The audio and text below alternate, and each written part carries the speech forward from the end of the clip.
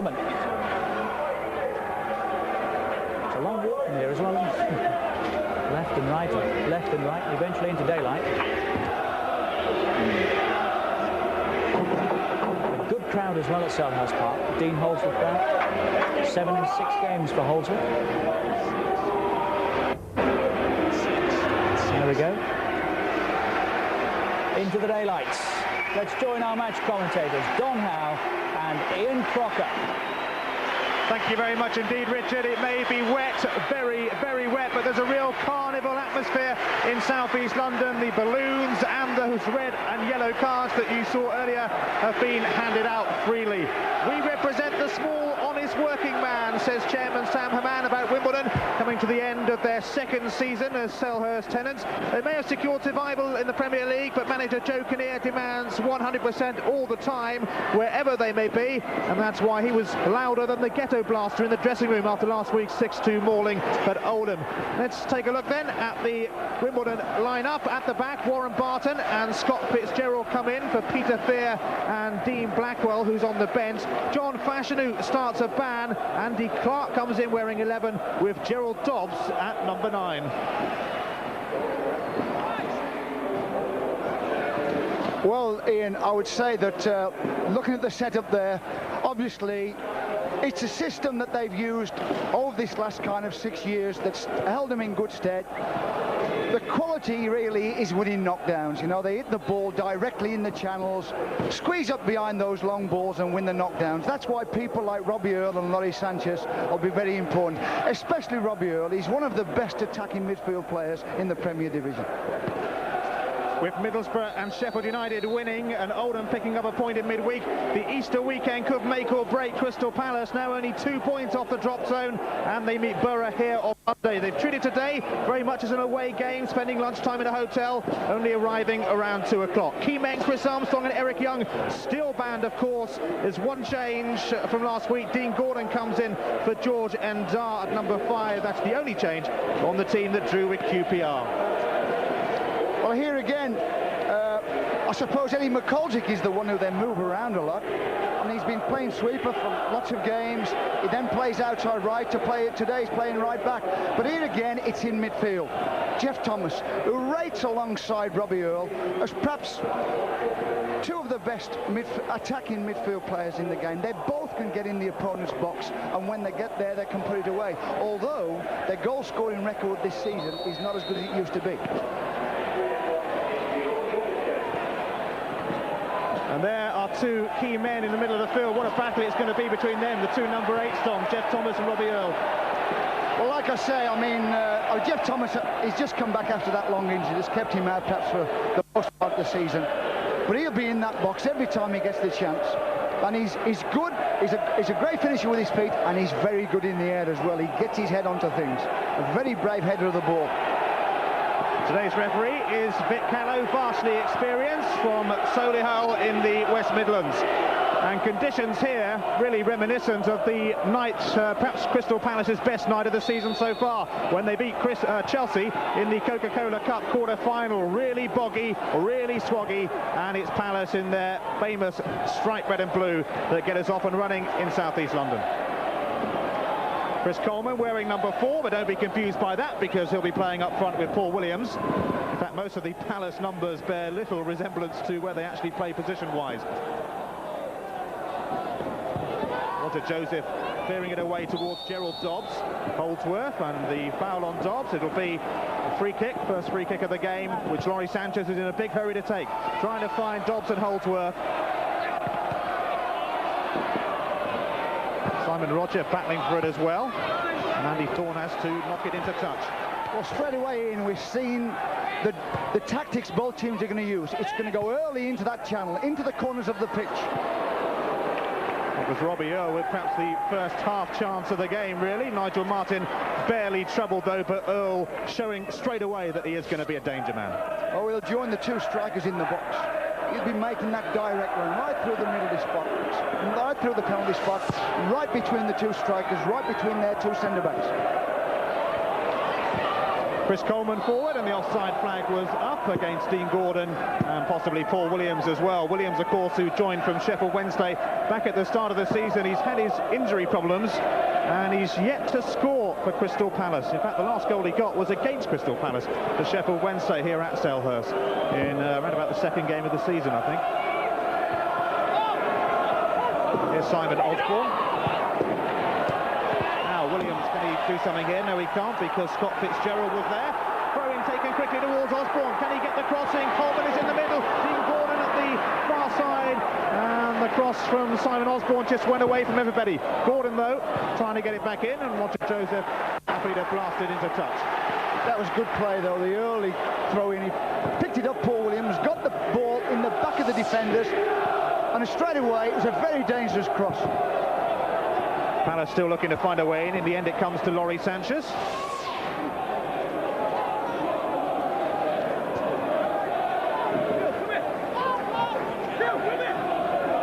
Andy Thorne leaving it for young Simon Roger, just 21 years of age, Sussex born.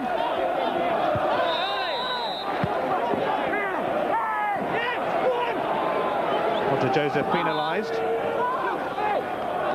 And it'll be Roger to take this free kick, and this could be interesting for Palace. Big Andy Thorne going forward from the back, standing close to Coleman in that crowded edge of the penalty area, and it'll be Simon Roger to send it in. Eventually. Same towards Dean Gordon, who got the header up, and always worth a go from that sort of distance in these slippery conditions, but Hans Segers was equal to it. Yeah, but they did well, Wimbledon. They kept them out on the edge of the box. They didn't back in on that free kick, so the header had got to travel that 12 yards.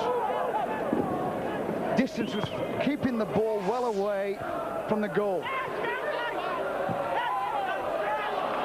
Now here's one for Paul Williams to chase, but the offside flag was up against him. Yeah, we're going to see plenty of that as well, Ian. We're going to get a lot of this squeezing up. Both teams use that tactic. Every time the ball travels away from their goal, they'll squeeze up behind it. Scott Fitzgerald then to take the free kick. Aimed towards Gerald Dobbs, who got sent off at Oldham last week, hoping for better luck this week. Coleman now, as he put Paul Williams through, that's going out of touch. Paul Williams in the thick of the early action, takes the throw in to Osborne, and that won't quite come off, and away for a Wimbledon goal kick. It looks as though Crystal Palace have been working at those quick throw-ins. The nearest man, as soon as the ball goes over the touchline, the nearest man gets hit, and then there's breaks off the ball behind defenders, and then the throw goes in the back of defenders. Joe Kinnear appointed as Wimbledon boss in January 1991 after a rather short Peter Wibbs spell as boss here. And he's done a great job, hasn't he, along with Terry Burton, who also deserves a fair bit of praise, the assistant manager. The goal grip there, and Andy Clark almost got in. Nigel Martin with a confident clearance.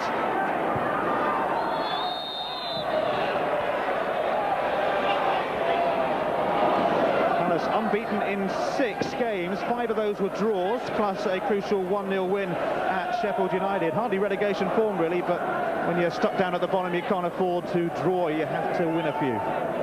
6 unbeaten, though, going into this one. Scott Fitzgerald, once again, will take the free kick, coming in for Dean Blackwell. It's come through the trainee ranks at Wimbledon. Aimed towards Dean Holdsworth, the goal machine. Now, can Dobbs find a way into the 6-yard box? No, he can't, because Andy Thorne was covering, and it'll be a corner. Wimbledon's first of the game. Andy Thorne, key figure for Crystal Palace. And this is where Crystal Palace have got to be well organised, because they do spend a lot of time on the dead ball situations, Wimbledon. It's going to be Neil Ardley to swing it in. Near post as well. Oh, and it's going to be Nigel Martin. It's gone out again. And it's Martin, I think, kept it in. Well, although he went over the line, Martin, I think the ball always stayed just inside the pitch rather than outside the pitch. No, it was a close thing. Now Gordon knocking it down here for Chris Coleman. Support arriving from Simon Roger. Jeff Thomas picking it up, but Robbie Earle is there to tidy up for Wimbledon. Now Roger Joseph. Down the line for Gerald Dobbs to chase, and that stayed in, and Andy Thorne with an important sliding tackle. The rain still teeming down here in southeast London, adding really to the carnival atmosphere.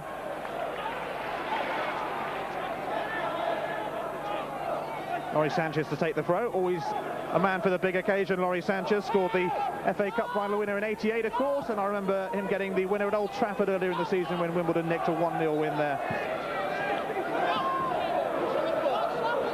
Now he's fine. Gerald Dobbs will get the cross in. That was a dodgy moment for Crystal Palace, and Jeff Thomas took the safe route out and knocked it behind for the corner. Yeah, but it was a clever little cross there, and Robbie Earle nearly got on the end of it, didn't he? It's good defending. But he's right in there straight away, Robbie Earle. Neil Ardley going across to take Wimbledon's second corner of the game. Scott Fitzgerald has come up from the back in the box. Ardley swinging it in on the near post, and it's going to come for Sanchez. Took an awkward deflection here, Robbie Earle, and the flag has gone on his left-hand side. It'll be a free kick to Palace. Well, there you see, this was say they're well organised as well, Crystal Palace, to defend. The ball comes in, it gets knocked out, and as soon as the ball's going to the back post, out come those defenders, leave a couple of the Wimbledon lads on the edge of the box offside.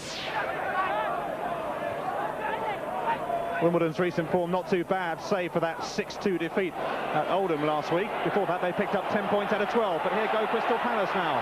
And the shot will come in from Gordon, easily blocked. Is Eddie McGoldrick in a bit of space, and it was taken off his toes by the other number 11, Andy Clark. Sagers the clearance and the push from Andy Thorne on Jerry Dobbs.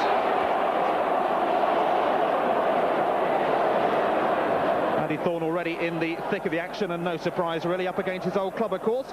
He was an FA Cup winner with Wimbledon in 1988, and that booked him a big money move to Newcastle United, and you can see what the fans think of it all the red and yellow cards that were dished out to them as they came through the turnstiles. And Sam Haman says it's all part of an Easter carnival atmosphere here as the speculative shot comes in from Jerry Dobbs. You were talking then about Andy Thorne. He's the back four general. He's the fella who brings them out, knows when to play offside, knows when to push up. He's got a super defensive brain. He really knows how to play that position. He can get hold of the other three players who are playing alongside him and tell them when to push out, tell them when to stay. Always worth a go, I suppose, from Jerry Dobbs. McGoldrick got there ahead of Clark. Osborne jumping with Warren Barton. Sanchez tidying up, and Fitzgerald trying to find Holdsworth. Good powerful header that by Richard Shaw, feeding Williams. Osborne, now Gareth Southgate well forward, and Fitzgerald covering.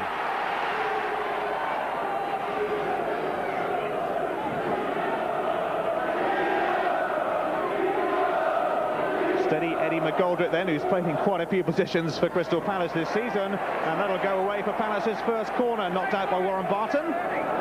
Back in the side, came from Maidstone a few years ago.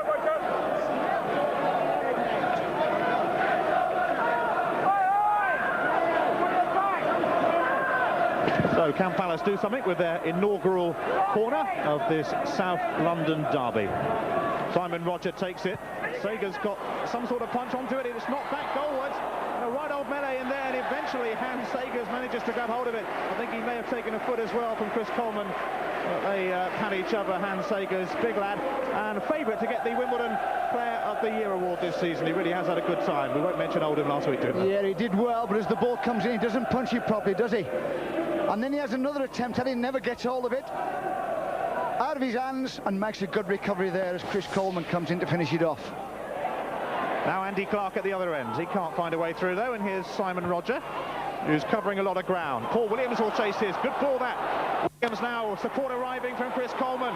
Williams turning inside, getting the shot in. And disappointing in the end, perhaps the sign of a man who has yet to score a goal for Crystal Palace. Yeah, but it was a good run by Paul Williams.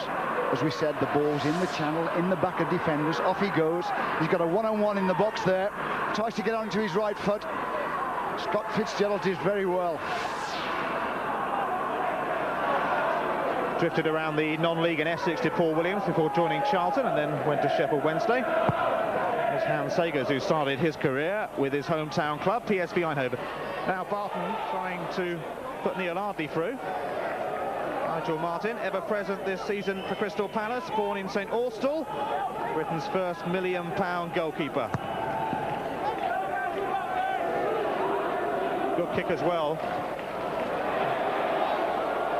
Roger Joseph, though, with the chance to bring it away, blocked by Dean Gordon. Joseph, who played over 100 games for Brentford before joining Wimbledon, just after their cup final success 5 years ago.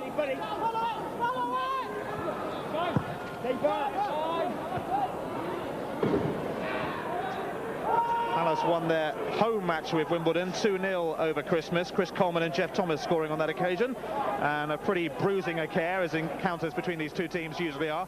Quite a few bookings, and there's certain to be a lot of red and yellow cards here today, but mainly from the people in the crowd. Here's Roger Joseph. Ardley. Simon Roger coming in, and Ardley got past him but was tripped. Simon Roger, nicknamed the Bisto Kid, along with Simon Osborne, as they came through the youth team. And there you see again what the fans thought of it all, thought of that challenge. You can't afford to give too many free kicks away in this position, not against Wimbledon. They'll make one of them tell. And this could be tricky towards Holdsworth, and it'll go for another Wimbledon corner, their third of the game. Richard Shaw taking a bit of a knock, but he'll be okay. Doesn't want to stay down in this mud for too long. I think he made a collision with Andy Thorne at the end. They both attacked it. Yeah. The two defenders collided with each other.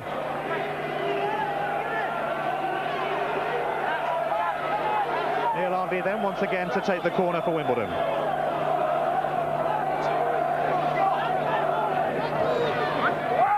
It's towards the near post, it's knocked away. Dean Gordon might have well got the touch on that. Back towards Ardley though. And that's a good cross from Ardley. Andy Thorne was there just to slap it into touch. What a great bit of control from Ardley there. The ball came out the air and he took it down beautifully.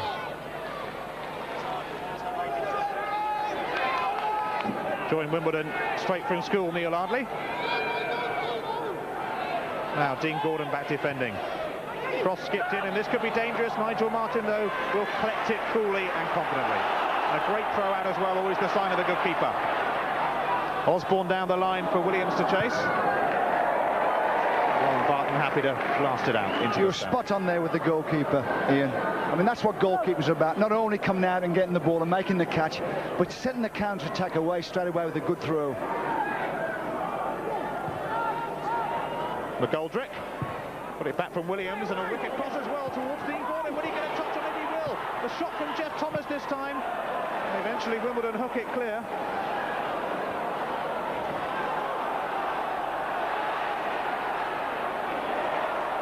Now here's Paul Williams.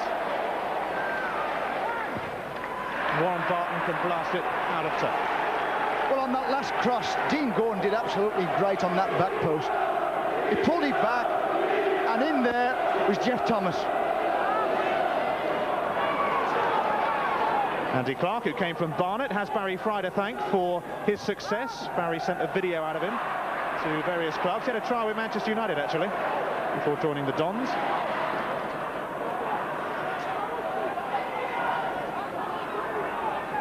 Warren Barton then with the throw.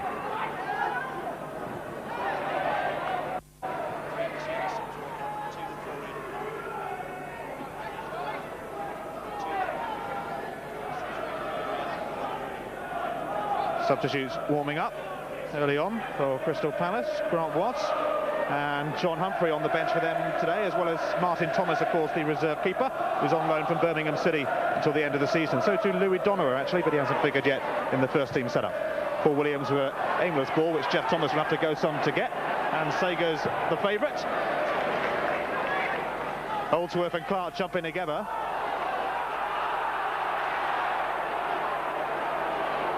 You can see both teams are going to compete for every ball in every area of the pitch.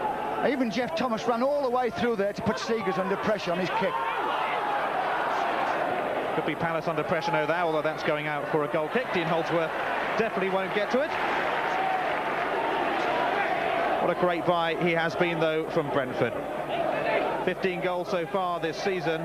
He's got 5 of Wimbledon's last 6. He cost £725,000 plus a couple of players, Tetsi Krasinski and Mickey Bennett, a combined deal of £1 million in all. Simon Osborne should get to this, and does. A neat little skill there from Osborne. Jeff Thomas feeding Roger. Dean Gordon. Disappointing from him.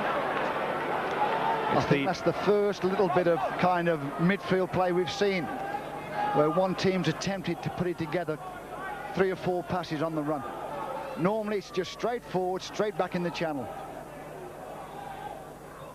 It's the 12th league meeting between these two teams. So far 2 have ended all square. Palace have won 6 and Wimbledon just 3.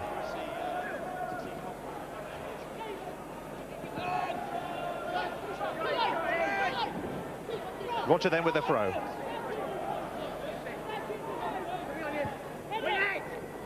Joseph with a header. Now Ardley. Joseph will whack this, but only to Eddie McGoldrick. Fitzgerald now with an up and under. Again, McGoldrick is there. Important touch, not one of his better ones, but it took it away from Andy Clark. The throw-in, though, goes the way of Wimbledon, much to the dismay of the Crystal Palace fans on that touchline. And there is Vinnie Jones, suspended, of course, from this game. How he would have loved to be out there in these sort of conditions as well in a London derby. Another corner to Wimbledon. Andy Clark getting the better of that particular exchange with Simon Osborne.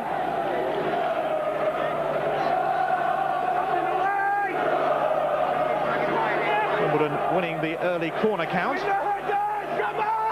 Neil Ardley has taken all of them. Scott Fitzgerald coming up from the back, and Warren Barton. Referee spotted some pushing. Vic Callow in an excellent position. It was a silly time to give a foul away, because the ball dropped right on John Scales' head and he got a touch.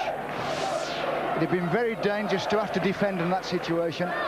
You don't do that. You don't give silly fouls away in that area.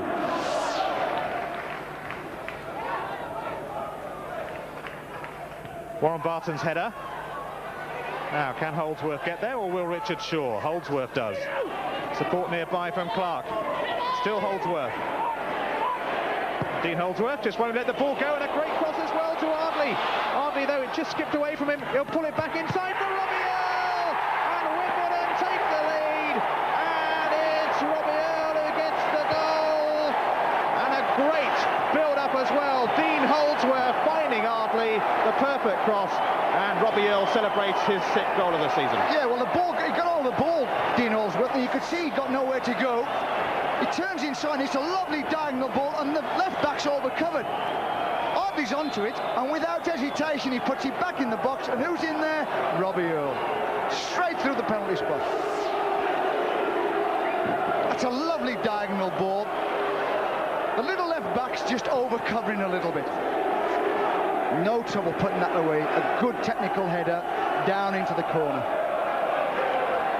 He said Robbie Earle would give the key man Don, and he's got the opening goal of this derby match to give Wimbledon the lead. And the pressure on Palace now, because it's a game they can't afford to lose, with Middlesbrough and Sheffield United and Oldham all picking up points in midweek, and Borough and the Blades 3 points come to that.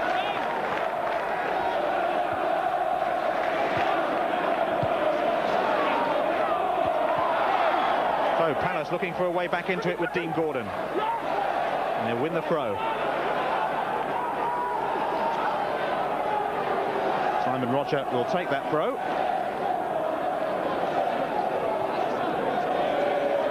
Now Coleman and the linesman flagging, and Coleman presumably was being held, and it'll be a free kick, and this is a useful position for Palace. That's right, and that's a silly free kick by Roger Joseph. He's got his hands all over his man. No need to do that. Very dangerous. Dean Gordon waiting, Chris Coleman and Jeff Thomas. It's not a particularly good cross, though. Scuffed effort by Gareth Southgate, who can certainly hit the ball better than that, and has done on a few occasions this season. It's the perfect reply to that 6-2 defeat at Oldham last week for Wimbledon. Joe Kinnear just about happy, I think, that Robbie Earle has given his side the lead. Coming from Port Vale, £775,000. Some crucial goals this season as well against Arsenal and Liverpool. Sanchez, Ardley again making the run towards the right-hand side. The best of balls from Sanchez, and I don't think Ardley will keep it in. Well, he did, but only giving it to the opposition. Tackle there from Gerald Dobbs.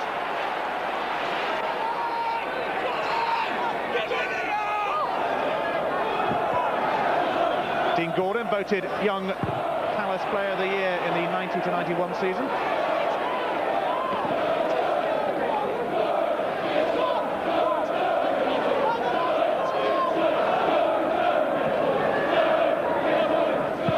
Record too good against Crystal Palace, really, and they'll be happy to get that one under the belt. Here's Paul Williams. He was shackled out of it though, managed to win it back, and wins the throw. Now they need a goal from Paul Williams, Crystal Palace, or from anybody come to that. Simon Osborne bobbed around awkwardly. Scott Fitzgerald with the up and under. Coleman with a flick on, easily cleared away from John Scales.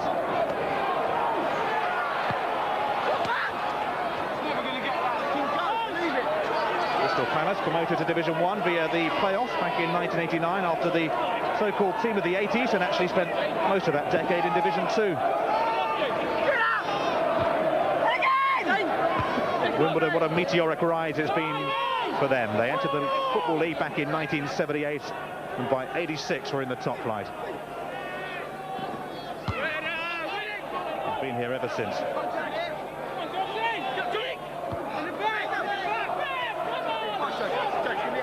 It's a bit of a stalemate, all those throw-ins down that side. But Wimbledon will play the percentages. They'll keep throwing it down that line. Now a chance for Palace to bring it away. That's not a good clearance though. And look who's there, Robbie Earle. Gerald Dobbs will chase this, so too Simon Roger. And the cross came in from Sanchez towards Earle again, and Nigel Martin has lost it, and it's been hooked in, and Wimbledon have a second goal. A scramble in the box, and Nigel Martin lost the ball, and Dean Holdsworth celebrates, and it's all going terribly wrong for Crystal Palace, but it's all going brilliantly right for Wimbledon. That's a typical Wimbledon goal. John Scales plonks it into the corner of the pitch. There he goes, right into the corner of the pitch. Young Gerald Dobbs chases after it. Neil Ardley catches it, sticks it in.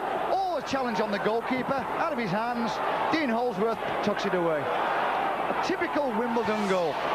So Crystal Palace now really in desperate trouble down at the bottom of the table, and this will encourage Sheffield United, who of course play tonight against Manchester City, and could well move above Palace. Dean Holdsworth then scoring yet again. He's now got 6 of Wimbledon's last 7. The thing about it is, it's not just that they plonk it in the corner. Having plonked it in the corner, they get numbers in the box. And that's what it's about. There were 3 players around that cross Wimbledon got into the box.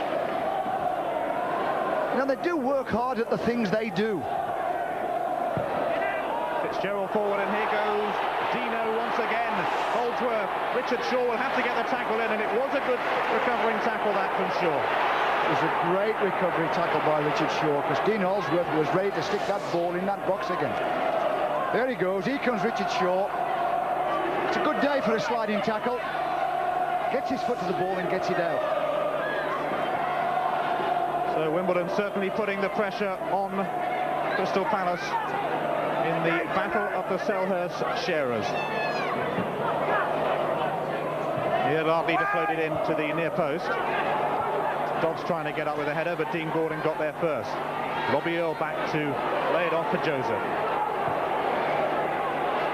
And Holdsworth in space on that right-hand side. There was nobody really marking him. And another corner for Wimbledon. Taking the mickey a bit at the moment. Works every time, eh? They just keep plonking the ball in the back of defenders in the corner. They know exactly where it's going, Wimbledon. They always get a runner into that area, and then they get it into the box. It's a very simple way of playing, but so effective, and quite exciting when they do it well. Norris Sanchez waiting, shouting as well. Scott Fitzgerald also in the penalty area. Here it comes from Ardley towards Holdsworth. It was just too high for him. Now Fitzgerald. And the sliding tackle from Chris Coleman, which was perfectly fair. I tell you what, he meant that, didn't he, Chris Coleman? The Wimbledon fans showing their red cards in disapproval. Coleman, though, look at that. He wasn't going to let that one go. Well, that's interesting. I think the referee let it go, but the linesman's given him a free kick. Certainly has. I thought Chris Coleman got his foot to that ball. Maybe the way he slid in. And it was very close to the linesman. Ardley then whips it in. Nigel Martyn once more, and it will be whacked back in by Gerald Dobbs, but that won't count because the whistle had long gone for the challenge on Martyn. You wouldn't fancy the goalkeeper's job either, would you? It's a wet, slimy ball in those conditions, and you've got 3 or 4 Wimbledon players coming at you. You wouldn't fancy catching it, would you, Ian? And if he's going to punch it like he did then, he's got to get height on that punch. I don't think he'll be catching it much more after the second Wimbledon goal that Dean Holdsworth pounced on.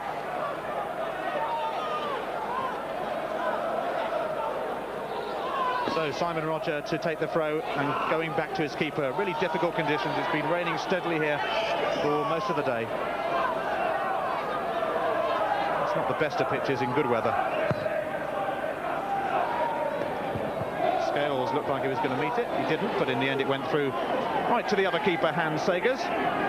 31 years of age. Played 67 games for Nottingham Forest before moving to Wimbledon for £125,000.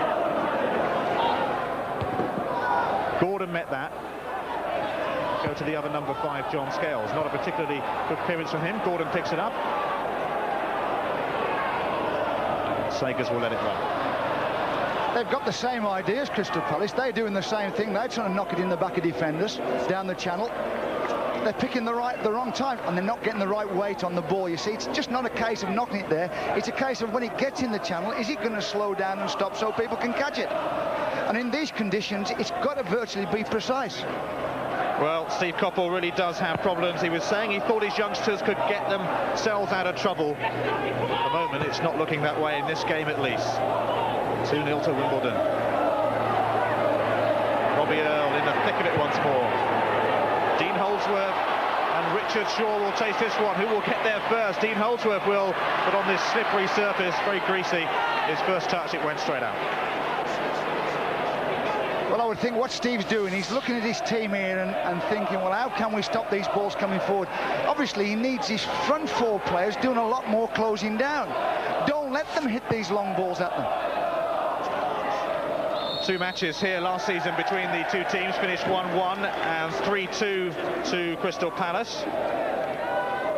Sanchez penalised there. Ironically, all the Palace scorers in those games last season, Bright, Wright, Gray and Gabbiadini, all long gone from Selhurst Park. Richard Shaw to take the free kick. And this is the time when Crystal Palace really do need to hit back. Shaw taking his time towards Coleman. There's nobody on the right-hand side. Eddie McGoldrick coming and winning it as well from Andy Clark. Support arriving from Osborne just behind him. It finds its way to Osborne eventually in a roundabout way. Now Gareth Southgate. Portman clearing header from Fitzgerald, and here go Wimbledon once more with Neil Ardley, and they could catch Crystal Palace on the break. Ardley just slowing things down and finding Roger Joseph. Joseph in towards Robbie Earle. Earle with a lovely header off that to Gerald Dobbs. Dobbs back in. Earle with a header. Great save from Nigel Martyn. And that must have shaved the post by millimetres. Well, he's in there again, Robbie Earle, isn't he? He's a super header and a great save by Martyn. Gets his right hand to the ball and just keeps it outside the post. It looks as though they might scramble it over and can't catch it and goes out for a corner. Well, they really do need to pick up Robbie Earle in those sort of situations. Got the first goal and so close there to a second one. And Wimbledon's third. Corner count really telling the story so far.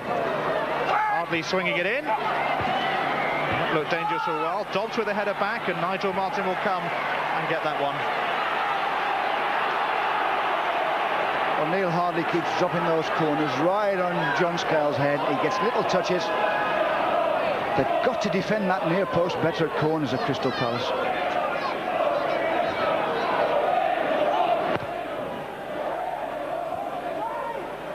Both the number 11s jumping. Eddie McGoldrick and Andy Clark. Southgate's header. Warren Barton. It's a bit of head tennis. Simon Roger now ought to be careful here because Neil Hardley was just behind him. Warren Barton, Crystal Palace fans urging Osborne to get a bit more involved.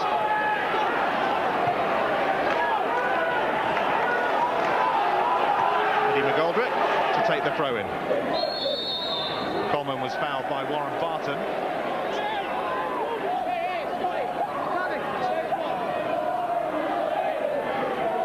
Crystal Palace really missing Chris Armstrong as he completes a two-match ban for getting sent off at Sheffield United. Foolishly sent off as well, but doesn't need me to tell him that. And he would have learnt his lesson, that's for sure. Full ball by Andy Clark, that picked up by McGoldrick.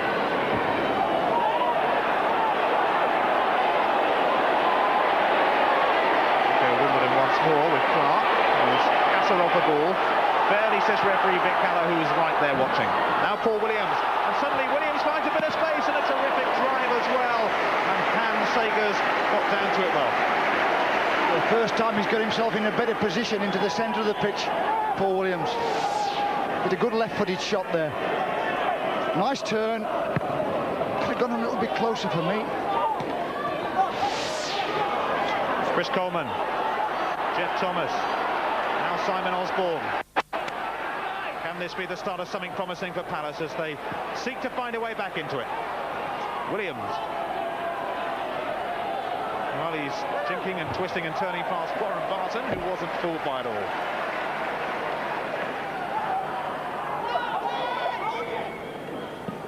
Southgate took that well, Gareth Southgate. And he should get a nice cross in here towards Dean Gordon. Roger Joseph was with him though, and here go Wimbledon once more. Cut out by Roger. Southgate and Andy Clark coming in, and Wimbledon just battling for everything a little bit more. Richard Shaw having a little bit of tussle there.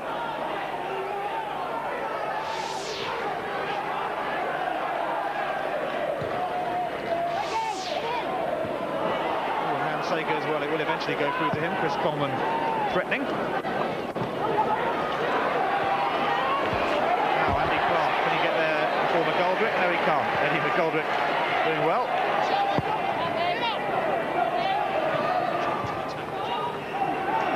Now Gerald Dobbs, good ball to Neil Hardley. Once again that we're looking to get the cross in, and Robbie Earle surprisingly moving into the penalty area, wanting to get on the end of it. Hardley still, he's got two players on him, and still managed to find a route out. Sanchez now, Holdsworth let it go, and the 1-2 with Robbie Earle didn't come off. And Robbie Earle looking for a free kick, which didn't come off either. Yeah, there was a lot of shirt tugging on the end of that box. It was a nice little let run by Dean Holdsworth, and he spun into the box. Southgate, one or two of the players there got hold of each other's shirts and pulled and pushed at each other. Warren Barton now to Andy Clark. Clark let it go. Can Holdsworth get there? Yes, he can. And Clark, the offside flag though, up against Gerald Dobbs. Quite rightly so. Andy Thorne towards Williams. Now Simon Osborne. Coleman and Gordon in the penalty area, but it won't get to either of them. It only goes to Roger Joseph. Andy Thorne. Goldrick and Clark having a right old tussle in this game. Dean Gordon can pick this up. Thorne. It's too high for Chris Coleman, is it? No, he managed to get to it, but Sanchez scooped in. Trying to keep it in, Gerald Dobbs could only find the Palace keeper Nigel Martin, who started off his football career with St Blaisy down in Cornwall. Hasn't done too badly, but he'll rue that second goal, and in the slippery conditions he lost the ball and Dean Holdsworth pounced. Robbie Earle getting the first. Here's Laurie Sanchez. Again the offside flag was up, and again it was against Gerald Dobbs. I'll tell you what, that was a close one. We're right in line with that one, and Richard Shaw He's just a little back of the other three defenders. Andy Thorne then to take the free kick. And the offside flag this time, easily up against the Palace front line. Yeah, well, they've got a little signal there of Wimbledon. And the signal goes, and as soon as the kicker puts his head down to kick the ball, out they come. Joe Kinnear can certainly be happy with the first half efforts of his team, leading Crystal Palace by 2-0, and really they had to do something in this game after that 6-2 thrashing at Oldham. Simon Osborne.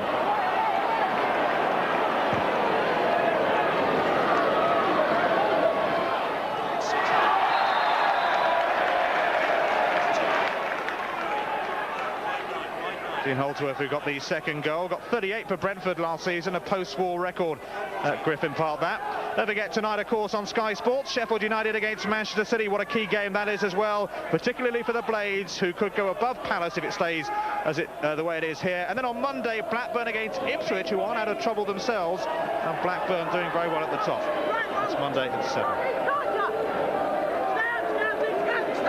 Goldrick's throw to Coleman.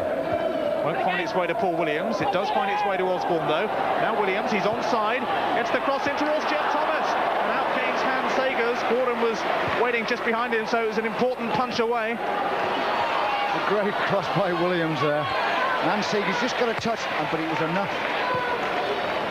They go Palace once more, though, with the skipper Jeff Thomas. One of the many who came out of Crewe. Started his career at Rochdale, though. Dean Gordon just took it too far, and Andy Thorne has to knock it out for the throw. Here comes the cross. They tried to play offside, and he wasn't offside, Paul Williams. A lovely cross. Hans comes out and just gets a touch to it. Helps it on, out into space. Good goalkeeping. As I said earlier, he is the favourite to get the Player of the Year award this season at Wimbledon. Now Gareth Southgate. It's one for Williams to chase. Fitzgerald there as well, and he opts not to go back to the keeper, and probably wisely so in these conditions. Scott Fitzgerald, 23 years of age, made his debut against Tottenham Hotspur back in 1990 as a substitute.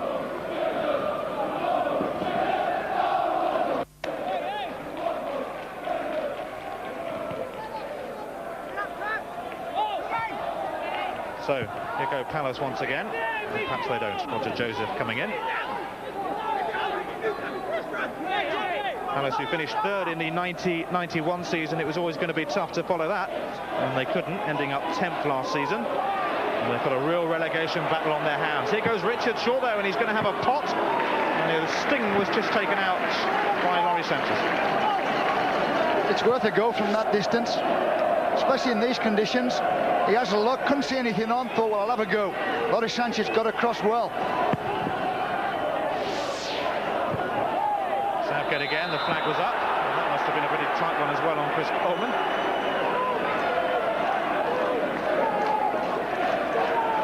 As you've been seeing this afternoon, plenty of red and yellow cards in the crowd. They were dished out by Wimbledon as people came through the turnstiles. Sam Haman said it's all part of making football a more enjoyable game, and he says it's too serious. That's why he's given everyone red and yellow cards. Not quite sure what Vic Callow thinks of it all.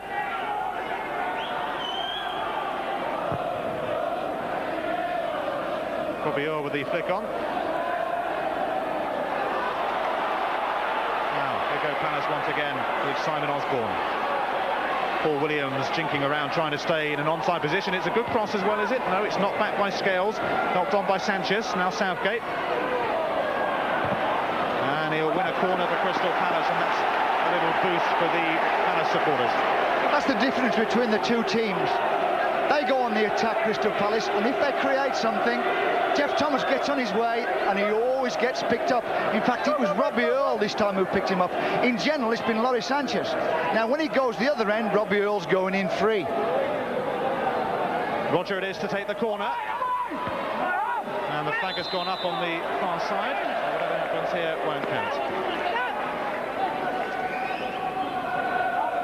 Yeah, as soon as you knock those corners towards the far post, They'll come out, they'll leave people inside that 6-yard box offside, and Chris Coleman is exactly there, he's offside.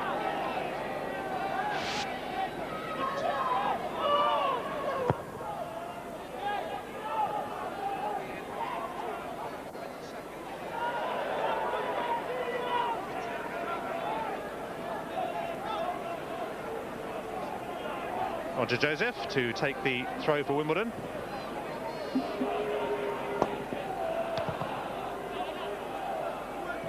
Go out for another throw.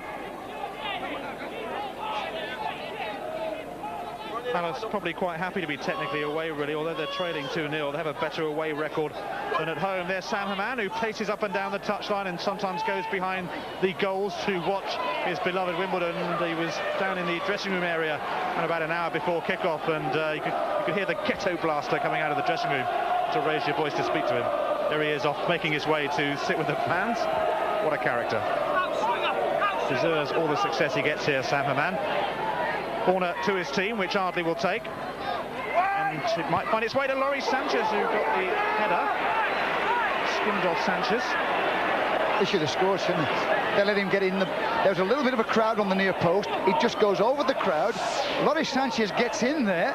They let him get in there at the back. Should have scored. He's only got to keep it down.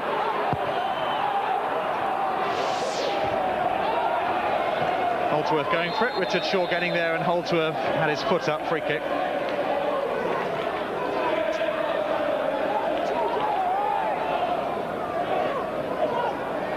And Richard Shaw himself will take it again. There's Laurie Sanchez.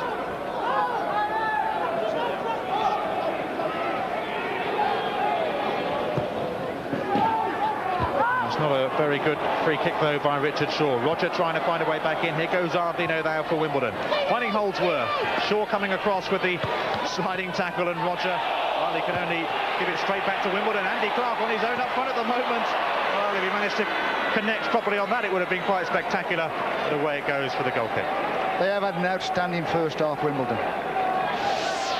You know, as much as they do get critics, it's a lovely diagonal ball. He pulls away Andy Clark. He could have got it down, really. All right, he tried a volley, but he could have got that one down. Got in the back of the defender. He got in behind Eddie McGoldrick. Came from Barnet, £150,000. Fitzgerald with the header. Coleman trying to get through and just took a little tumble. Warren Barton chasing this. Simon Osborne wins the throw, which Eddie McGoldrick will take.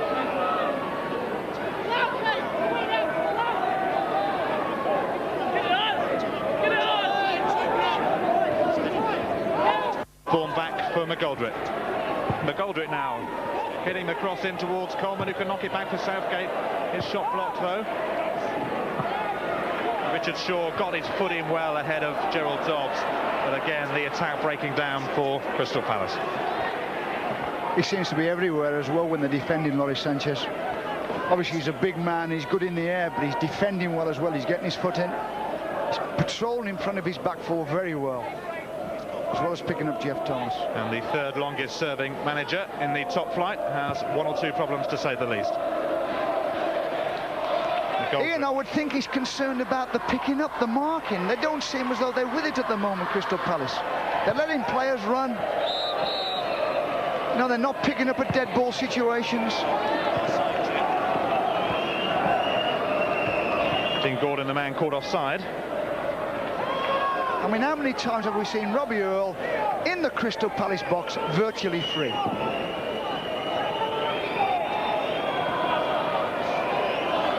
Probably be quite happy for the half-time team talk. There's Robbie Earle again, edging towards the edge of the Palace area. Fitzgerald then to take the free kick, taking his time over it. Eventually he gets around to it. And that's going to go right through to Nigel Martin, who called well to Andy Thorne.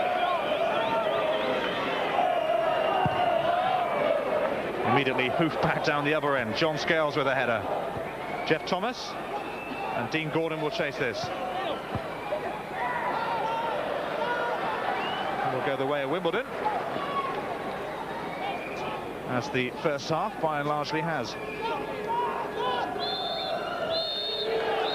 There is the half-time whistle then. The goals coming from Robbie Earle and Dean Holdsworth. Disappointment for Crystal Palace. There's Earl, who met the first with a brilliant header, and Dean Holdsworth, quite superb as well, pouncing after a mistake by Nigel Martyn. The thoughts of Andy Gray coming up with Richard Keys then at the break.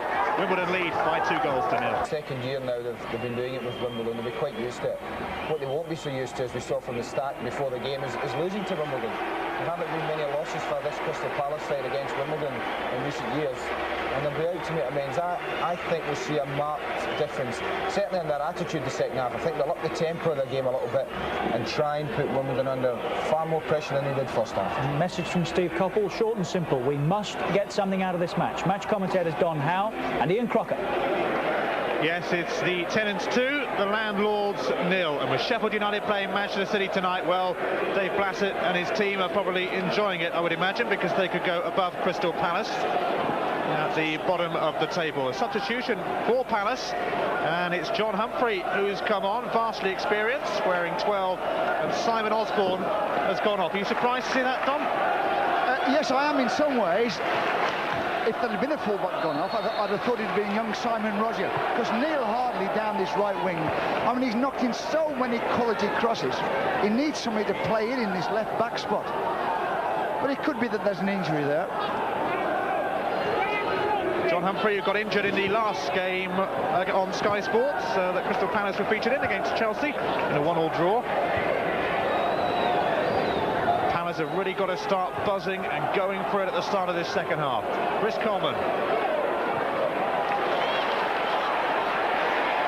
I've got to say this though, Ian, this is where he can play, Eddie McColdrick. So he's a good cross of the ball as well. Andy Clark, that's cut out. Southgate trying to weave his way through the boggy middle of the park. Gets the free kick from Andy Clark.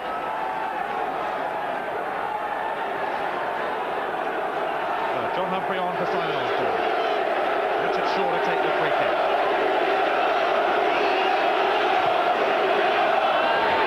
Towards Chris Coleman.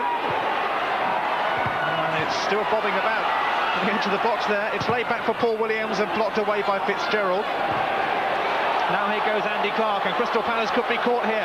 Clark, I think he wants to do this by himself. He's got support from Holdsworth. He finds Dean Holdsworth. This must be 3. Dean Holdsworth yet again surely finishes off Crystal Palace. A simple move. Clark the creator, Holdsworth once more the lethal finisher. It was a great finish, there's no doubt about it. I mean, it was good defending on the edge of the box. It gets knocked out to Andy Clark. After he goes on a run, John Humphreys, he's just come onto the park. I don't know whether he's trying to push him on his left foot or his right foot. He gets inside him, gets his head up, sees Dean Holdsworth, he just passes the ball into the corner of the net. Lovely goal. Here he comes again, you see. Goes inside him quite easily, picks out a nice pass, and that's where he's very good, Dean Holdsworth. He can put those away all day. 17th goal of the season. And what a season he's having. He's already he's going to get a bronze bust of himself, actually. Sam Haman has promised it if he got 15 goals. Well, he's passed that. Talking to Sam down by the dressing rooms, and he said he's already commissioned it. McGoldrick to take the free kick, though, for Palace. Can they come back into it? Here's Jeff Thomas, maybe, and it just wouldn't fall for Thomas, and that was fairly typical of Crystal Palace's luck. It just doesn't run for you. Yeah, it's quite surprising, Dean Holdsworth, how well he's done since he's been at Wimbledon. He seems to fit into their way of doing things. There's that ball to the back post. Gary Sanchez did quite well. And who's in there again? Jeff Thomas. But Dean Holdsworth, I was talking to Terry Burton, the Wimbledon coach. He said he's one of the best players he's seen in and around that box. Nigel Martyn with the hook clearance towards Dean Gordon. Well, we said Crystal Palace desperately needed a goal at the start of the second half. Unfortunately for them, there was a goal, but it went to Wimbledon. Dean Holdsworth, and Sam Haman already commissioned that bronze bust that he's promised him for getting 15 goals this season. Here's Neil Ardley, and Wimbledon storming forward once again. It's good recovery play though by Jeff Thomas, although he gave it away to Roger Joseph. And the tackle by Simon Roger, as Gerald Dobbs threatened. Roger Joseph with the throw-in. Yardley. They're just getting away from the Palace players, and in the box once again is Holdsworth, who's on a hat-trick. And he managed to scramble the ball through, but Nigel Martin was there. He's got great anticipation to where the ball's going to drop in that box. Watch him here, he's on the back post. He senses he's going to drop into that near post. It takes 2 defenders to stop him scoring. What a season he's having since that move from Brentford, Dean Holdsworth.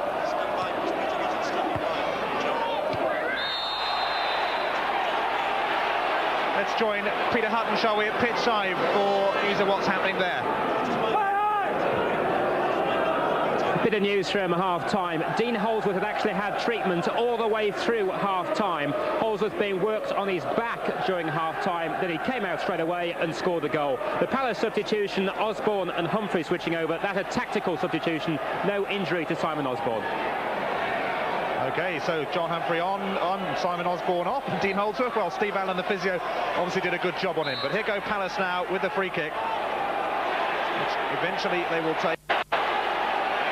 It's laid off for the shot to come in from Roger. A great stop that from Hans Sagers. That's why he's the favourite for the Wimbledon Player of the Year. Yeah, but went into a cracking free kick by young Simon Roger. He didn't half-tank that one. He did spot on. And Hans did exactly right. He just helped it on over the bar.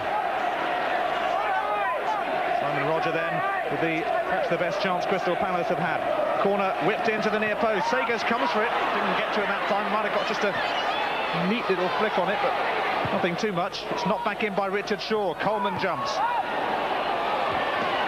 Southgate's in there as well. And now Andy Clark. On the line, but Southgate had spotted where it was going. And unfortunately for him, he wellied it straight out of play. Gareth Southgate, who was injured his foot playing for Wimbledon, playing against Wimbledon back at Christmas in the Crystal Palace home match here, and was out for a few weeks. Header by Clark. Gordon, though, stabs it to Jeff Thomas. Now Sanchez. Real workhorse for Wimbledon, Laurie Sanchez. Mind you, we've got 11 workhorses, really. Great spirit amongst the Wimbledon team. There always has been. And that's why they are safe and secure in the Premier League. Crystal Palace, though, in real trouble.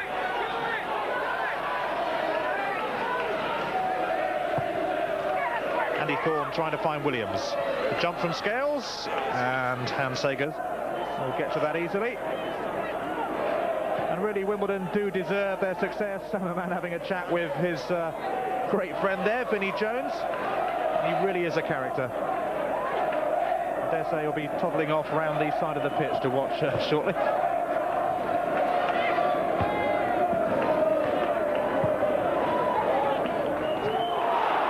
Chris Coleman, only Williams forward, but there is support arriving.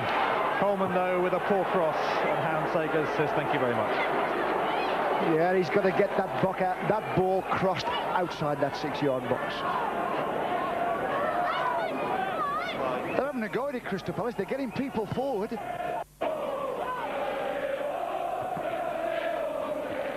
Jeff Thomas and Robbie Earle almost clashing there, but not quite. And here goes Ardley now, under pressure from Simon Roger. Can he get past him? He is at the moment. Plenty of pulling going on there. Got the cross in. Andy Thorne had to clear.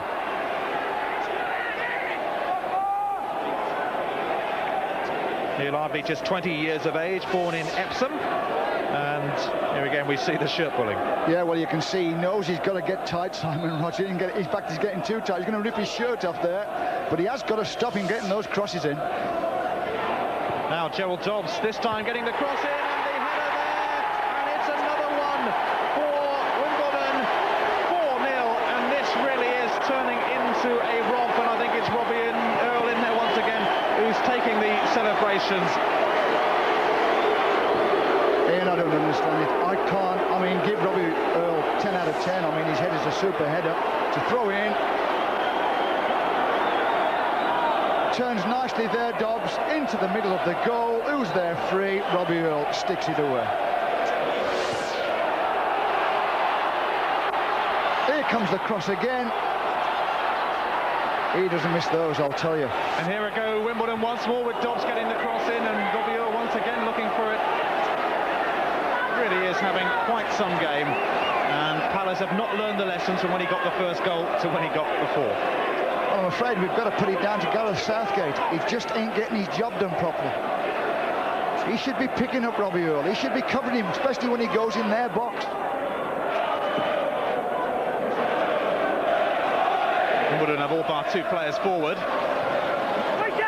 And it comes again, and Nigel Martyn was nowhere near getting that, and this time the header came in from Scott Fitzgerald up from the back. And unfortunately for Nigel Martyn, it wasn't on target.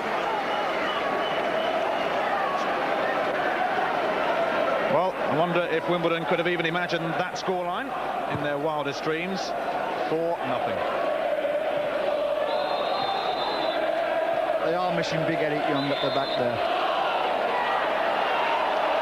They are vulnerable to high balls into the box. No doubt about it, Crystal Palace.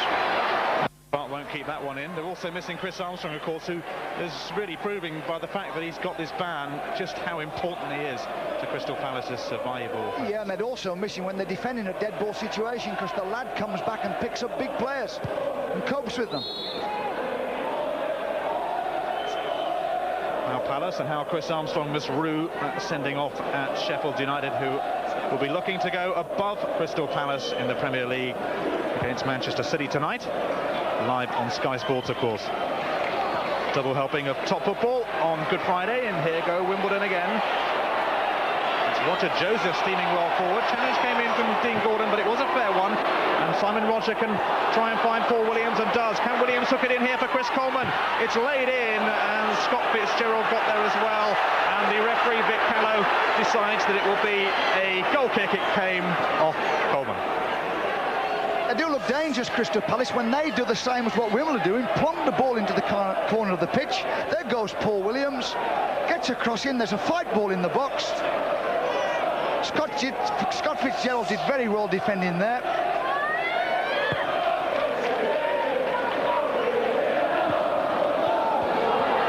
Wimbledon looking for even more. Andy Clark this time, and Andy Clark drills it. He's keen to get a goal. Well, they keep picking balls up and running at those defenders. I can't understand why Crystal Palace just don't get tighter. Look at the space he's got there as he picks that ball up. He can go any way he wants to go. Gets across on his left foot, which is his best foot, and gets his shot in.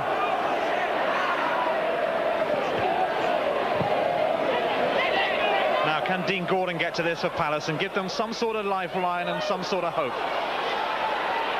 Although it would take nothing short of a miracle really to truly hold themselves back into this game. Here goes Robbie Earle. 2 goals for him this afternoon. Warren Barton didn't keep it in.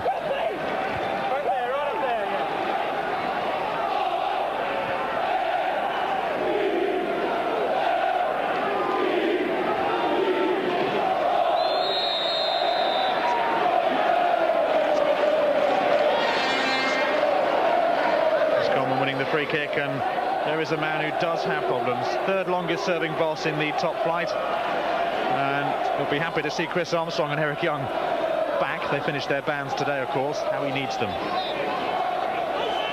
Humphrey to take the free kick, and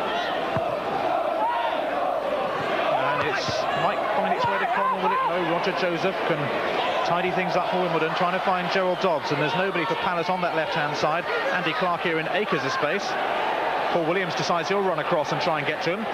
Clark skipping easily past Williams though, and still going. Can he go all the way? No, he can't, because the challenge came in by Southgate.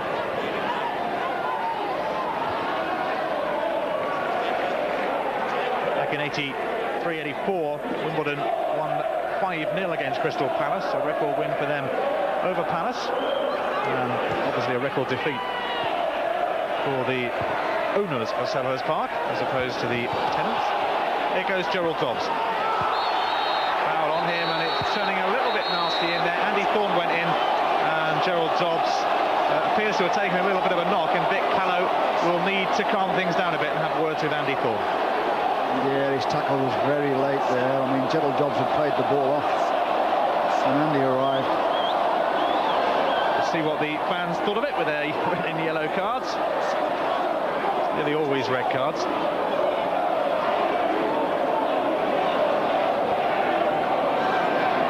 Vic Callow then taking the name of Andy Thorne. He goes into the book.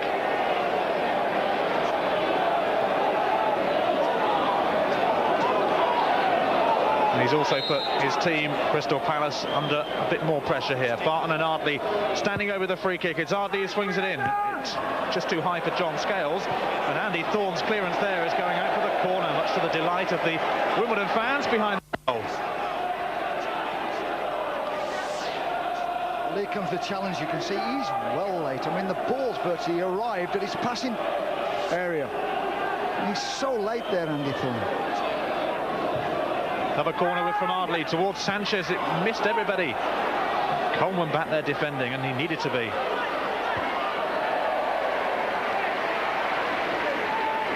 Gerald Dobbs with the challenge, and Dean Gordon there as well.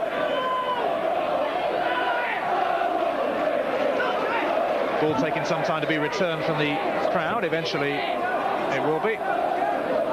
Well, Gerald Dobbs sent off at Oldham last week in that 6-2 nightmare. Wimbledon 6 days on, having a much better time with it. Fitzgerald will easily find Sagers. Not too easily though, and it was going so fast there. Thought it was going to go out for the corner, but Sagers had to whack it into touch as it was.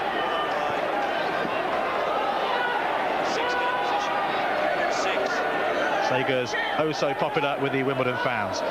Rogers throw in finds Dean Gordon, who wins the corner for Crystal Palace.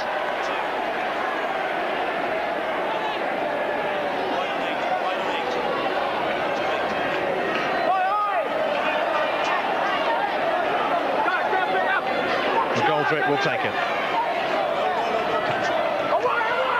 In it comes, and across the face of the penalty area it goes. Simon Roger knocking it back in. Dean Gordon in there as well. Was there a handball? There were half-hearted claims. Eddie McGoldrick can't even find a way through for Crystal Palace. Most of the claims coming from the supporters, though, not surprisingly, in increasing frustration. Dick Callow of Solihull, though, one of the most experienced referees in the business.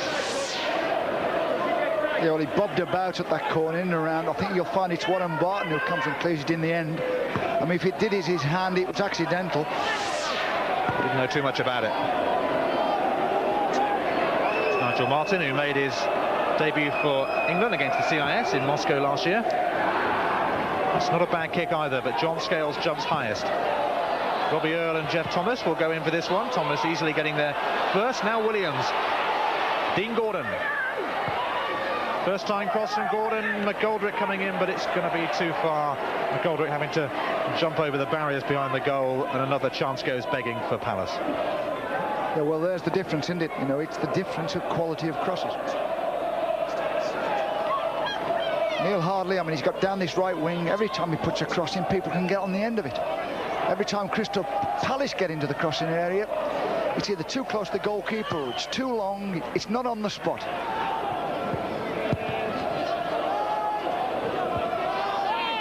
I was talking to a couple of Crystal Palace fans before the game who said without Chris Armstrong they got no chance of scoring, and at the moment they're being proved right, and it's Wimbledon once again pushing for a 5th goal with Joseph. Just didn't quite come off though. Gerald Dobbs trying to find a way through, and Nigel Martin now feeding Dean Gordon. Gordon though running into a bit of bother in the shape of Roger Joseph. Throw goes Palace's way. Simon Roger to take it. Gordon looking for it. Same towards Coleman, who skimmed it on nicely to Gordon. Palace will do well. They're just being shackled every time they get the ball. Paul Williams though wins the throw. Taken quickly by Coleman to Williams. But John Scales is covering and will probably go out of play.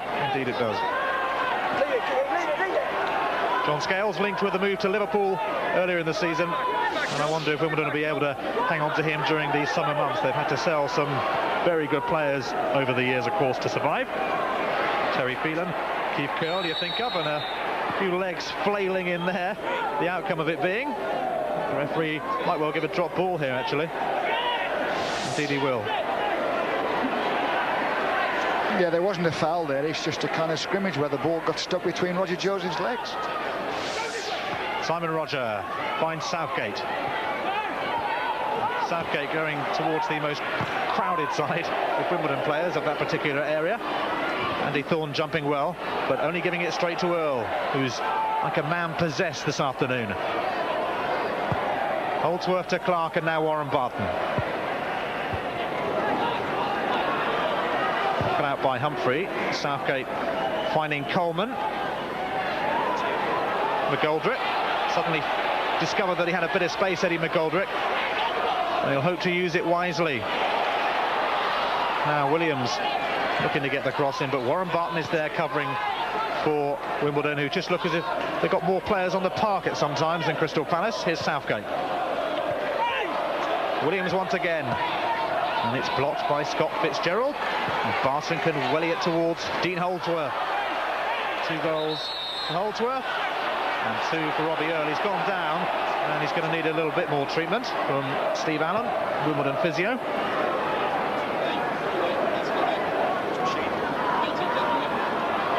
.38 goals for Brentford last season, post-war best for them, that 17 so far this term. And there's the challenge on Dean Holdsworth, but he's up and okay on a hat-trick, so too Robbie Earle. And Wimbledon have really cruised it this afternoon.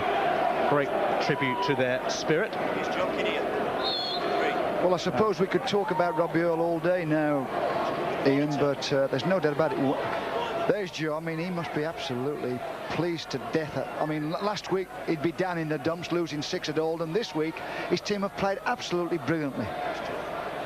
Really has done a fabulous job, and all credit to him.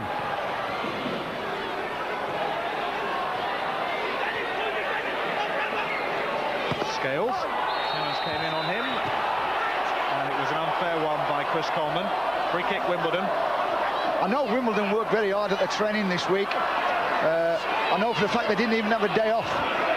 I think they were so upset with last week's defeat at Oldham that they got to grip of the players, and they've worked hard at it, and obviously it's paying dividends. As you can see, the rain still teeming down in South East London, as it has been for most of the day. Wimbledon, though, just love a good old scrap in the mud, don't they? That'll be hoofed clear by Roger. Scales jumping. Almost went on top of the stand, that one. Throw to Wimbledon there. Neil Ardley might well leave it for Roger Joseph. In fact, the referee has spotted that the linesman's flag was up, and it'll be a free kick to Palace. But coming back to Robbie Earle, he's not only that he can score goals. I mean, he's up and down. His stamina is absolutely brilliant, and he never stops talking to his teammates. I mean, in this form, you'd pick him for England, wouldn't you? I mean, he really is outstanding. Well, Sam Haman says in his programme notes that Dean Holdsworth would be playing for England if he wasn't a Wimbledon player. Says they'll get overlooked down here, and they do have a lot of young talent as well. They are an easy target for a lot of people in football, but they have done well, and that's a useful looking cross for Crystal Palace though this time. And will it be scrambled in by McGoldrick, who was deep inside the penalty area? Away it goes for a Crystal Palace corner. He would have banged on Eddie banging that one in, but it just wasn't running. He made a mess of that, Warren Barton. Never really got hold of it, and he dropped to McGoldrick. Had half a chance. Another corner though, which Simon Roger races across to take. Palace 4 behind on corners and 4 behind on goals. Sagers comes and gets a almost look like. Dean Gordon.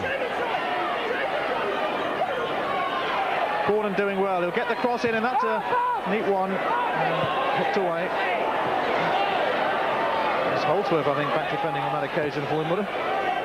Doing the business at both ends. Coleman laying it off, and there is Holdsworth once again to clear. It's all over the park. John Humphrey under pressure from Andy Clark, and he had to belt it out.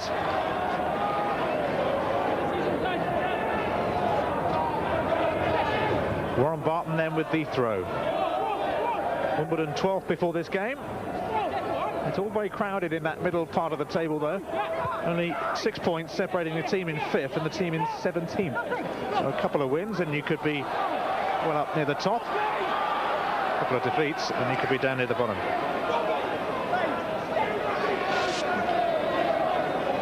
Well, here comes the cross, and Warren Barton makes a mess of it, and it's his best foot, his right foot. And McGoldrick tries to get on the end of it, doesn't get the kindness of the bounce, and pulls it just wide of the goal.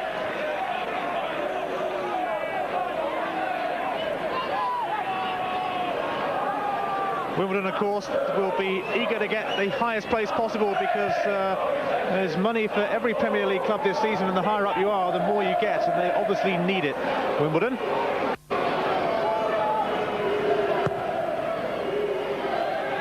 Coming to the end of their second season as Selhurst Park tenants. They're hoping for a move back into the London borough of Merton within the next couple of years or so. Sam Hammam full of praise though for Crystal Palace and the way they've looked after them since arriving in his programme notes today. He's passing on his thanks to Ron Nodes and to everybody at Palace for making them so welcome. And I'm sure in a few minutes he'll be off, as I say, around the pitch and watching from a different angle. He's a great fella and he's very important to the spirit of this club, Sam Hammam. As well as him managing director, he spends a lot of time with the players. And he joins in a lot of the things they do, and he's very important to the spirit of this club. Well, he was down there geeing them up in the dressing room before the game, and that obviously helped. John Humphrey. Get another bite at it. Throw in though goes the way of Wimbledon. Warren Barton to take it. Former Maidstone man.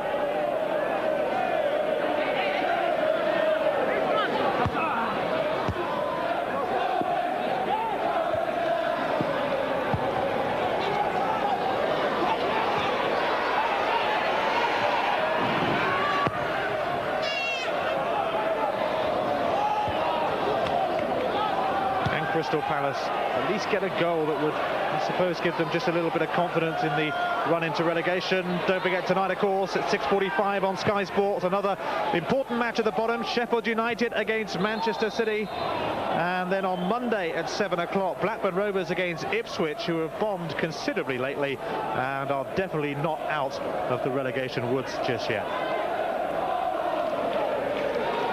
Well, he had a glittering career as a player with Manchester United, 42 caps for England, but he's now facing surely the toughest test of his managerial life.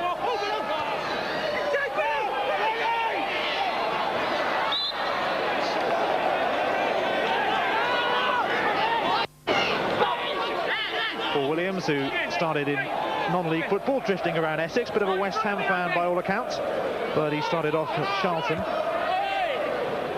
His professional career, that is. And here go Wimbledon steaming once more with Scales through the middle, setting up Neil Ardley. Ardley's on his own on this right-hand side at the moment. He'll get the shot in. Nigel Martin gets down to it. They do that ever so well, the two Wimbledon wingers. When they lose possession, they tuck in. And obviously the full-backs come in with them. But when they get possession, the wingers work back to width. And they eat balls out in that space. That's where they're getting their joy. And there's Neil Ardley getting a shot in on the edge of the box. Ardley, one of the many promising youngsters that Wimbledon have coming through the ranks. Their U team has just won the South East Counties League Division 2 title for the second time in 3 years, beating Crystal Palace to it, I do believe. Palace, though, with a throw, which Simon Roger will take. Dean Gordon suddenly finding himself in a bit of space. Cross towards McGoldrick, and that'll be Hans Sagers, and it'll be Hans Sagers comfortably.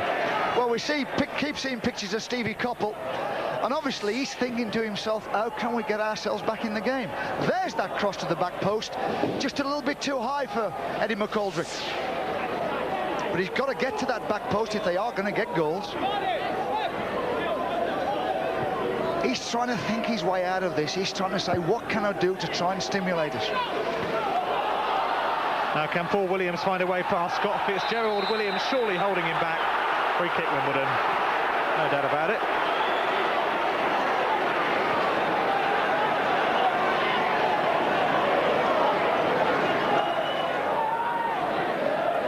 Hans Sagers brought as a replacement for Dave Besson. Of course, let's get the touchline view, shall we, from Peter Hutton.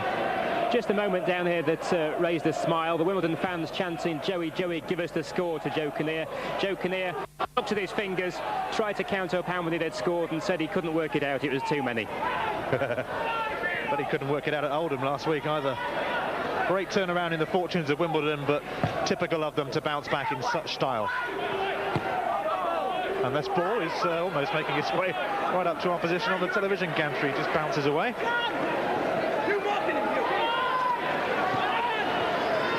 Here's Jeff Thomas.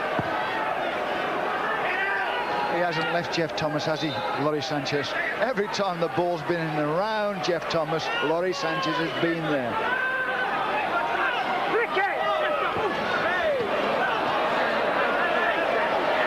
Influential captain. Played 9 times for England before losing his place. He never lost, though, playing for his country. Former apprentice electrician.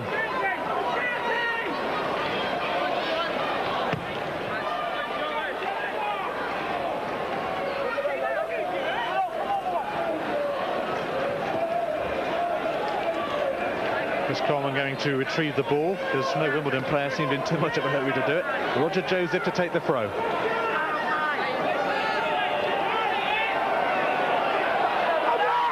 Joseph taking his time, and that's annoying the Crystal Palace fans sitting just behind him. Thomas with the clearance. Joseph holding off Coleman. Now Sanchez. Scales, not a good ball though, cut out by Roger, who in turn gives it straight back to John Scales, and he accepts gratefully. Now Scales again gives it away.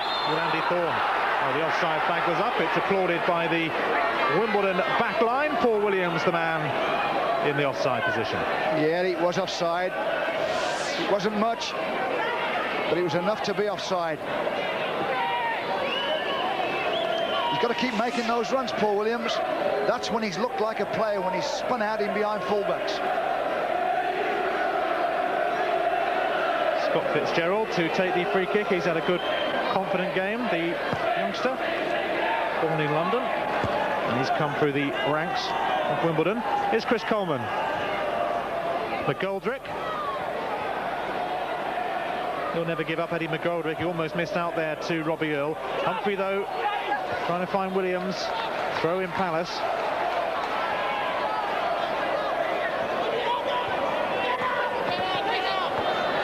Now Humphrey. Looked like he was going to size up the shot now. Dean Gordon was shackled again by about 3 Wimbledon players. They really haven't given Crystal Palace any space at all. McGoldrick.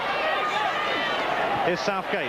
McGoldrick went for the return. That was neat. The best move back from Crystal Palace, or the best bit of passing we've seen for some time, and sadly, rather typical of their fortunes, the cross was wasted. It's typical of the quality of their crosses. I mean, they did well there. I mean, Wimbledon are holding the box very well and defending there. But Eddie McGoldrick makes a lovely run into the outside right spot. Now he's got them. All he's got to do is put it in behind those defenders. And for some unknown reason, he lifts it up behind the bar. Eddie McGoldrick, who played in the non-league before joining Northampton and then Palace. Republic of Ireland international. Here's Williams. Richard Shaw. Williams going for the return. Now, can he spring something? He's got room for the shot here. Paul Williams, terrifically drilled shot as well. Once again, though, Hans Sagers was there to deny him. Yeah, but he made himself some space because he made that little angle run out in behind fullback. Picks the ball up, goes inside the defender and got a cracking left foot shot on target. The ball has gone straight down the other end to Nigel Martin, who again is going to aim it towards Hans Sagers, and once more the offside flag was up. Dean Gordon just slipping there on this treacherous surface. The rain, if anything, getting harder as the afternoon progressed. Hardly the best of Easter weather in London town. Dean Gordon, who is just 20 years of age, local boy, born in Thornton Heath in Surrey. Voted Palace Young Player of the Year in the 1991 season, such was the promise he showed then. Replaced George Ndar today. Fitzgerald now lobbing one in. Richard Shaw with a clearance. Sanchez, not the good headed by Laurie Sanchez. He recovered to get to it. Thomas though can bring it away. Williams, Coleman looking for it down the middle. This is what Paul Williams is good at, running defenders. He lays it off though. Will find its way to Southgate, and Southgate is robbed by John Scales. Imposing presence in the Wimbledon defence. Yeah, he can't get it together, can he, today, Gareth Southgate? He hasn't defended well and he hasn't attacked well either. Well, Tottenham Hotspur got 5 goals today. Can Wimbledon, in the few minutes that remain here, go for a 5th?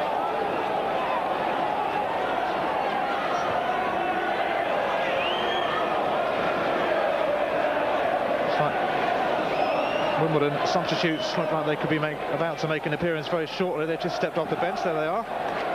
Dean Blackwell and Paul Miller. Well, one's a centre-back and one's a front player. Both young boys. Good futures in front of them. Now Clark looking to get the cross in, and he did. Too close to Nigel Martin.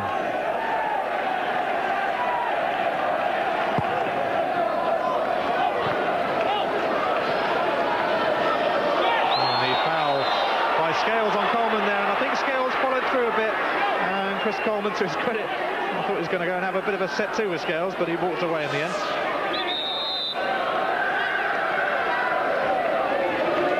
There was the challenge, and substitutions being made by Wimbledon. Dean Holdsworth is going off, and so too Andy Clark, and Holdsworth gets a round of applause from not only the Wimbledon fans, but quite a few of the Palace fans as well. Well, Paul Miller will go up front. I don't know where Dean Blackwell's going to play. I don't think Wimbledon will care where he plays at the moment. Well, he's a centre-back. A good one. Richard Shaw then, as Palace look for a consolation.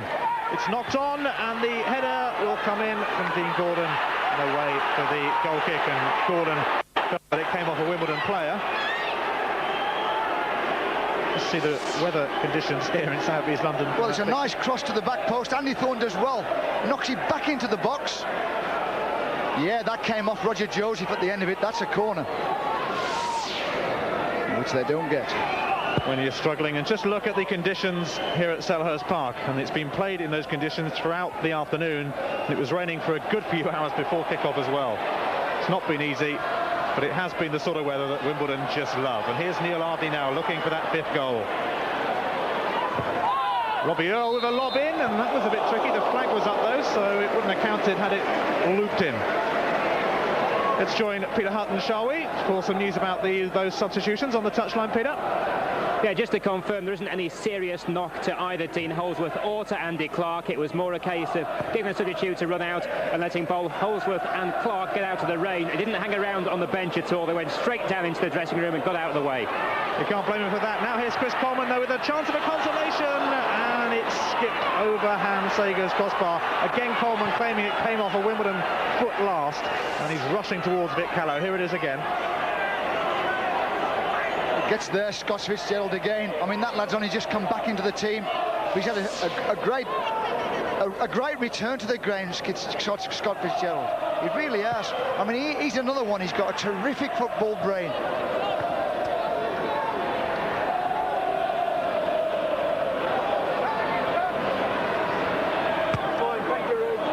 Palace merely seeking a consolation now. John Humphrey fit again and back in business.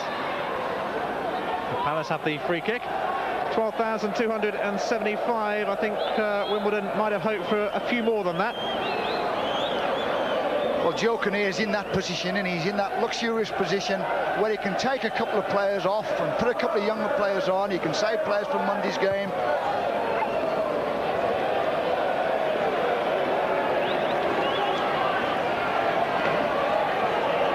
Wimbledon, who play Chelsea, all teamed on Easter Monday, and yet another London derby. They don't have to travel much this particular Easter.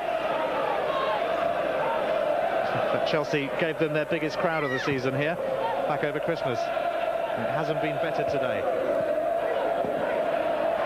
Robbie Earle, he was getting his shirt pulled, but he still managed to find Neil Ardley. Ardley with a great cross in, but Nigel Martin will get to that one.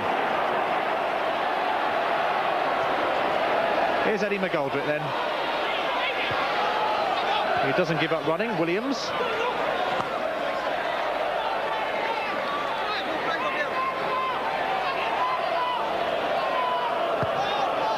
The flag was up there against Dean Blackwell. Well, he's put Dean Blackwell up there. And normally he's a centre-back. Obviously he must fancy him as a front player.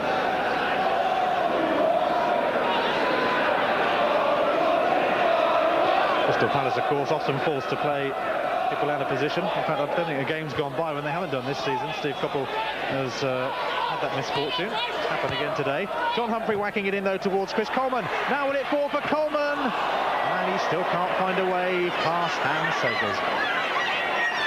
Yeah, well, it did fall for Coleman, and he tried to place it into the far corner.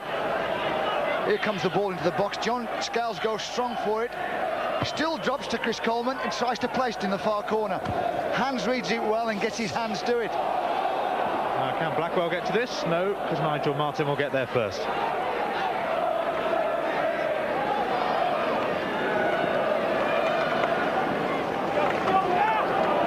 Nigel Martin coming well out of his goal.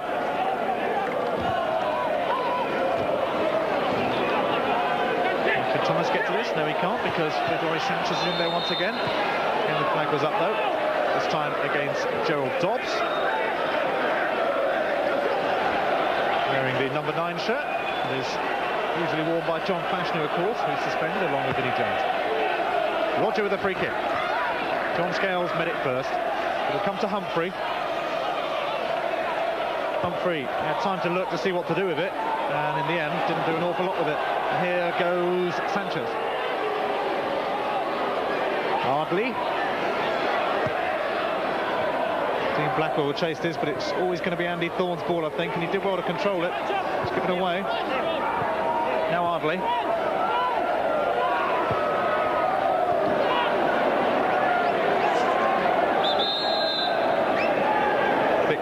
Looking at his watch and seeing how long we have left to go, and Palace are making another substitution, and Grant Watts is coming on, and the person who's going off, nobody making too much of a move yet. I think it's Andy Thorne. Yeah. Yep. No, it isn't Andy Thorne. He started walking over, but Palace can't quite decide yet who they want to bring off, I think. Well, Andy Thorne's holding his hamstring. He's got a bit of a problem there, his right hamstring.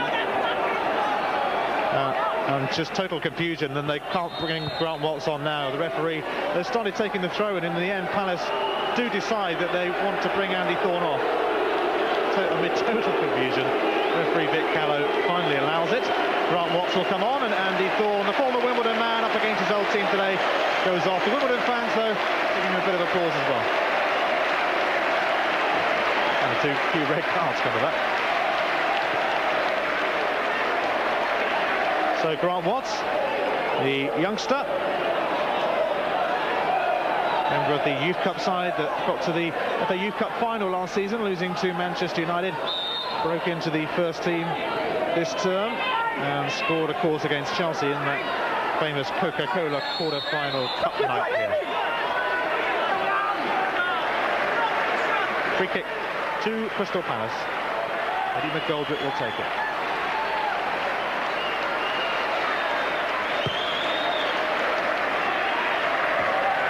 Coleman, it's knocked down, now Simon Roger, he can't find a way through. Blackwell could pick this up.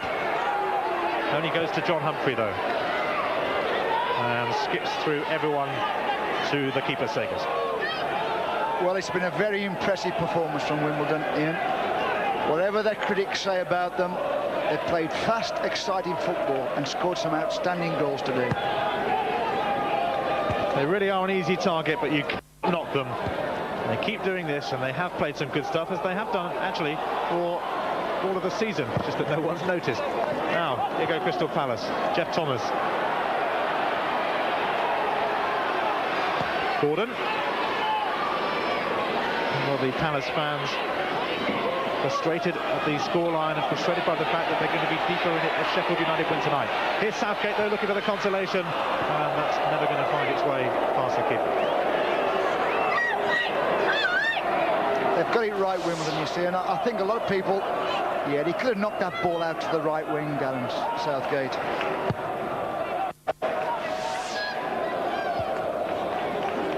Coleman. Dean Gordon nearby, and will get it eventually. And who will get here? Hans Sagers, John Scales, Sagers it is. Happy just to lie on the ball. You see, coming back to Wimbledon, they do spend a long time working at this tactic.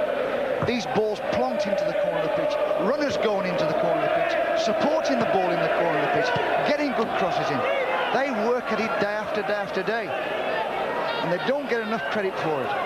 They play to their strengths, and you can't argue with that. That's what Joe Kinnear always says. That time he got a bit of praise. certainly seen off Crystal Palace comfortably. Wimbledon could be with a shout as London's top club from the end of the season. Always a bit of rivalry in the capital city about that.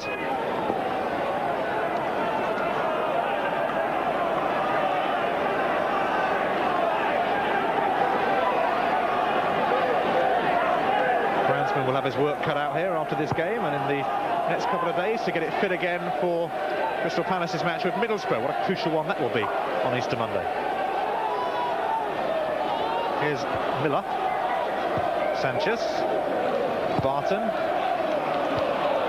Paul Miller will run after that. He might just get to it. Indeed he does. Good play that by Paul Miller.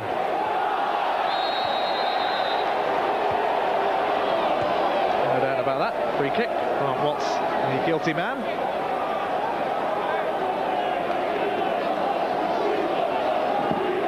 John Scales has come up from the back, just moving into the box there. Will skip this one in, and the offside flag is up against John Scales and also against Robbie Earle, I think. John Scales, 26 years of age, Yorkshire born. Leeds United gave him a free transfer in the mid-80s. He spent a couple of years at Bristol Rovers before moving to Wimbledon in 1987. It cost just 70,000. He's now rated at over 2 million. Not a bad investment. Gerald Dobbs will chase this. Richard Shaw there also. And a bit of holding going on. Difficult to see who was doing it. The referee let it go. Sometimes they can be a bit too keen, refs, to give free kicks for that. And it's good to see some good old-fashioned tussles and challenges that Callow has let go. Roger Joseph with this cross then. Nigel Martin collects that one.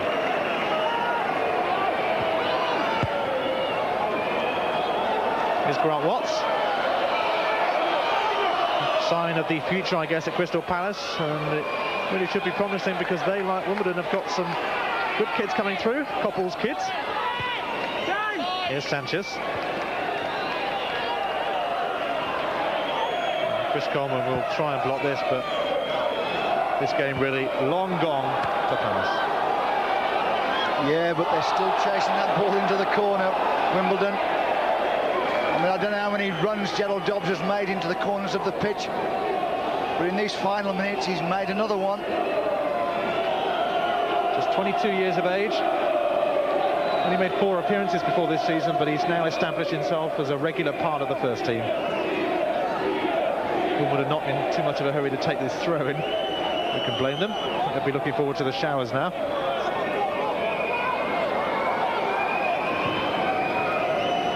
Barton managed to get the cross in, but it went straight out of play. It was tight on that touchline. He's done a fair job today. Well, and Barton, I wouldn't know how many times he's played left back, but it wouldn't be many, Ian. I mean, normally we all know him as a very good right back. Another player who's attracted the attention of bigger clubs, shall we say, than Wimbledon.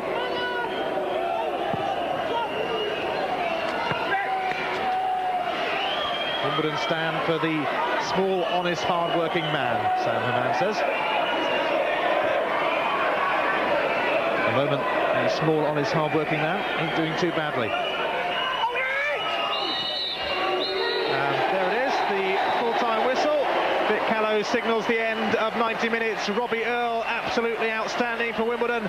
He scored 2 goals. So too did Dean Holdsworth, who was substituted near the end, just to give him a rest, I dare say. Holdsworth in stunning form. And Joe Kinnear's men have bounced back from that 6-2 defeat at Oldham last week.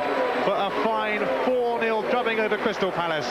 Relegation problems continue for them. They'll be eager to see how Sheffield United get on tonight. Full-time score, Wimbledon 4, Crystal Palace 0. Thank you, Ian. And Don Howe, it's a win that takes Wimbledon into the top half. And as Ian was saying, leaves Palace with a mountain to climb. Short break. We've still got the Rugby League to come, of course. Wigan against St Helens. That could decide Rugby League's championship. Next, we'll be looking back on the highlights from Selhurst Park.